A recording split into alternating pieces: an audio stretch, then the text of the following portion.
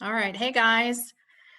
Today we're going to talk about the consistent carbohydrate competency. My name is Brandy Matus. I'm the Director of Food Nutrition at Medical City Denton, and our competency should last around 15 minutes or less. So let's get started with our mission statement. Say it with me. Above all else, I am committed to the care and improvement of human life. And our patient promise is I am committed to excellence always, every action, every patient, every time. So what exactly is a consistent carbohydrate diet? It is designed to control blood sugars in patients with prediabetes or diabetes.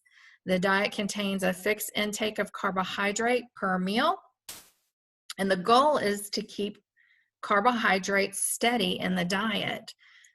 When a patient eats, or any of us eat a carbohydrate, 100% of that food turns into glucose in our blood.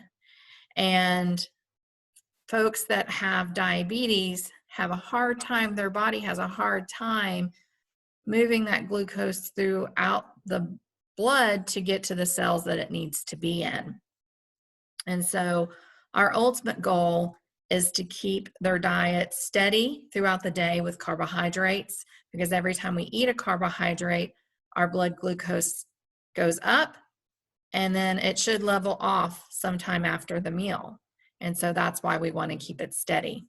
So the amount of carbohydrate servings per meal vary based on a patient's individual calorie needs. So you'll see that some patients can have 3 carb servings, and then some patients can have 4 or 5 carb servings per meal. So let's talk about what is a carbohydrate, what foods are carbohydrates. And when you think of just food groups, breads and grains, dairy, fruits, and starchy vegetables come to mind. And here are just a list of some of the foods that are carbohydrates.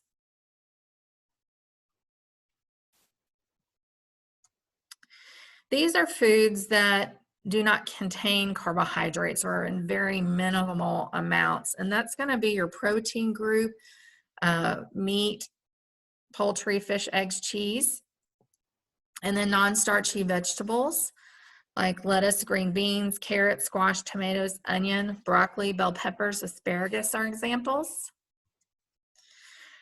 How do we count a carbohydrate? So 1 carb serving equals 15 grams of carbohydrate. And you can find out how many grams of carbohydrate on a nutrition facts label. So here are just some examples. 1 slice of bread equals 1 carb serving. A 1/3 cup of pasta or rice is 1 carb serving. A 1/2 cup of mashed potatoes is 1 carb serving. 1 cup of milk or yogurt is 1 carb serving. 1 small fresh fruit or 1 fruit cup is 1 carbohydrate serving. And a 1/2 cup of fruit juice is a carb serving. So how many carb servings are allowed per meal? On a consistent carb diet or an 1,800 calorie diet, we allow up to 3 carb servings per meal. On a 2,000 calorie consistent carb diet, we allow 3 carbs at breakfast and lunch and 4 carbs at dinner. And on a 2,200 calorie consistent carb diet, we allow up to 4 carbs per meal. So the amount of carb servings per calorie level can be found on the patient menu.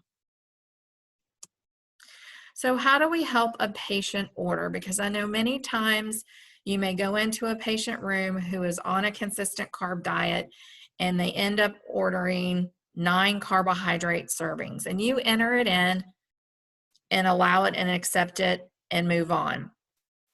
And then when we process tray tickets, what happens is in Computrition, they do something called smart substitutions. And the computer recognizes that this patient that just ordered 9 carbohydrate servings can really only have 3. And so it automatically takes off 6 servings. And then the patient gets their meal, and then they're upset, and they're saying, why do we even bother coming to take their order when they don't get what they order? So we want to mitigate these issues at the time we're in the patient room taking their order.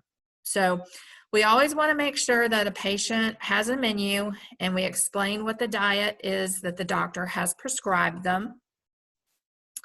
It is always helpful to let them know ahead of time before they start picking that they're allowed to have 3 carbohydrate servings or whatever amount of carbohydrate servings for that particular meal that you're taking the order for.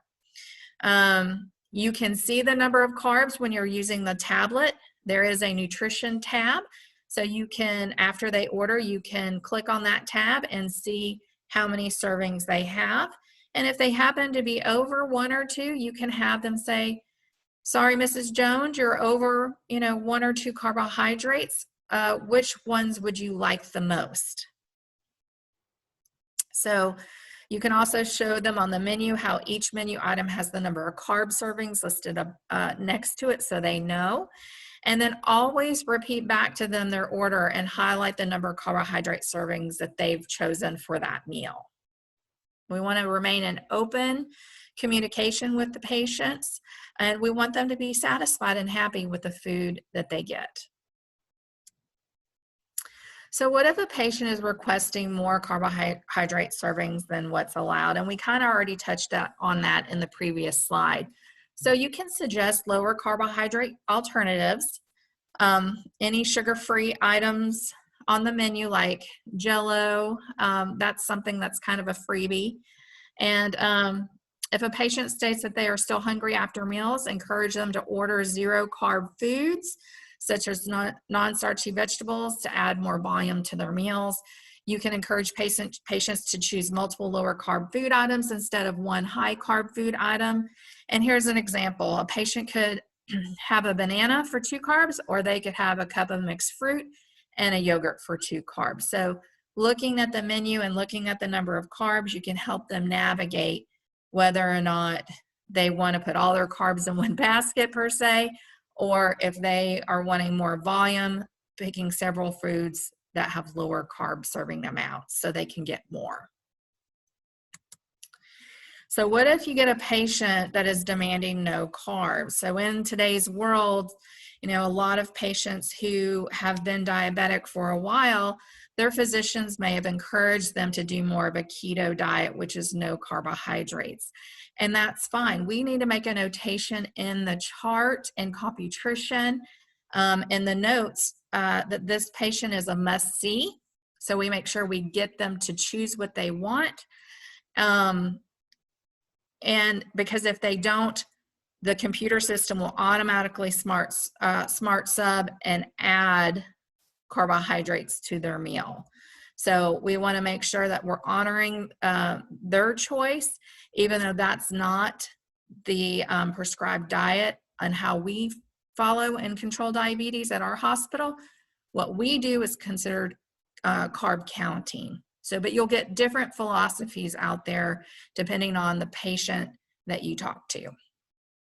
And again, if you get a difficult patient,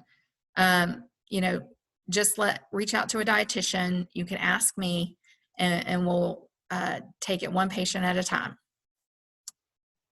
So if a patient seems to be confused and frustrated about their diet, you can always contact a dietitian via iMobile and let them know, and they can visit the patient and answer any questions or provide diet education at that time. And one other thing I want to add before we close is that when there is a patient that has diabetes and a clear liquid diet is ordered or a full liquid diet is ordered, sometimes the nurses may have a hard time ordering this correctly. So if a patient makes a comment that we've sent them fully sugared items, or maybe the patient nurse put it in the notes in the diet order that patient is diabetic, we want to add to their order no concentrated sweets. That way when we send them liquid diets, that we're sending them sugar-free Jell-Os, sugar-free drinks, and the like. We would really like to avoid or limit sending any kind of juice to diabetics, especially first thing in the morning. So, but just because that has a tendency to spike their sugar really high. early in the day. So that concludes our consistent carb competency. If you have any questions, please don't hesitate to ask. So what's next? There will be a QR code or a link sent in GroupMe, and you can access that and complete the competency assessment. The requirement is 90% or above on that assessment. So if you make below that, we will do some retraining. You can rewatch this video, ask questions, get some coaching from a dietitian or myself, and retake the assessment. Thanks and have a great day.